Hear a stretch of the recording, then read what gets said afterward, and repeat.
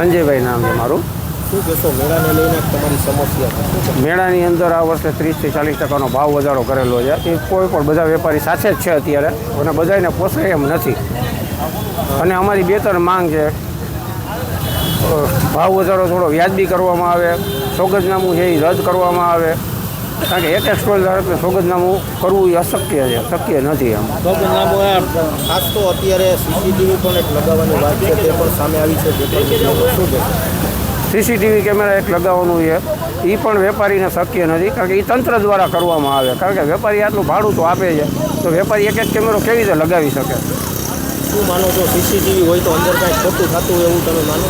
ખોટું આમાં ક્યાં થવાનું? આટલી પબ્લિક આવે, એમાં વેપારી ધંધો કરે કે સીસીટીવી કેમેરાનું કોઈ પણ ખોટું થાય તો એનો તો કંઈ વેપારીનો તો કોઈ અંદાજો આવવાનો જ નથી ને. અને ખોટું તો થતું જ નથી. વર્ષો ત્યાં લોકમેળો થાય છે. તમે તંત્રને કંઈ અપીલ કરી?